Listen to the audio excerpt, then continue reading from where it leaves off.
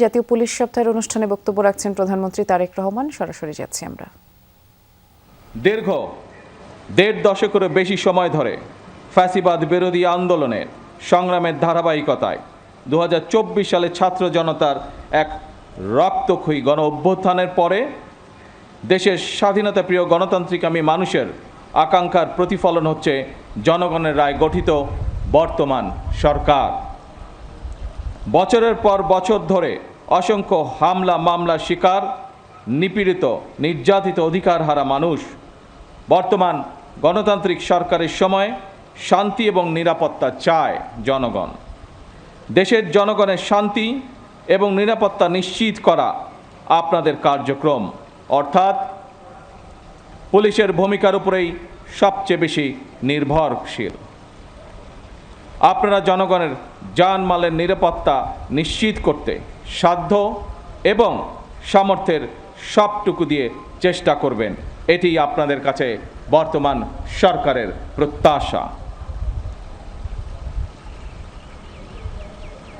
উপস্থিত অফিসার এবং পুলিশ বাহিনীর সদস্যবৃন্দ, ত্রয়োদশ জাতীয় সংসদ নির্বাচন প্রমাণ করেছে বাংলাদেশ পুলিশের পক্ষে দক্ষতা এবং পেশাদারিত্বের সঙ্গে দায়িত্ব পালন সম্ভব।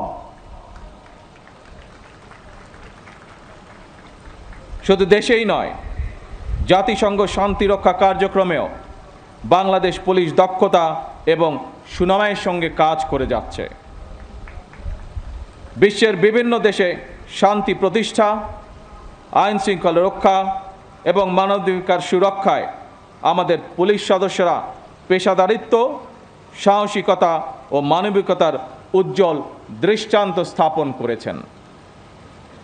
জাতিসংঘ শান্তি মিশনে নারী পুলিশ সদস্যদের ভূমিকাও আন্তর্জাতিকভাবে প্রশংসিত হয়েছে।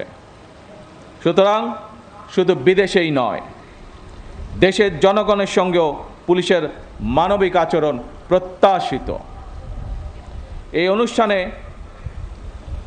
এই পর্বে কিছু সময় পরেই আমি কল্যাণ প্যারেড অনুষ্ঠানে আপনাদের সঙ্গে যোগ দেব। সেই অনুষ্ঠানে সারা দেশের পুলিশ কর্মকর্তা এবং সদস্যগণ অনলাইনে যুক্ত থাকবেন। সেই অনুষ্ঠানেও আপনাদের সঙ্গে আমি আরও কিছু বক্তব্য উপস্থাপন করব। এই প্যারেডে অংশগ্রহণকারী পুলিশ এবং র্যাবের যেসব কর্মকর্তা এবং সদস্যগণ নিজেদের দক্ষতার প্রমাণ রেখেছেন, যারা এমন একটি মনোমুগ্ধকর আয়োজন সুন্দরভাবে সম্পন্ন করেছেন, আপনাদের প্রত্যেককে ধন্যবাদ এবং অভিনন্দন জানাই। বাংলাদেশ পুলিশ সপ্তাহ 2026-এর সার্বিক সাফল্য কামনা করছি। আল্লাহ হাফেজ। বাংলাদেশ জিন্দাবাদ।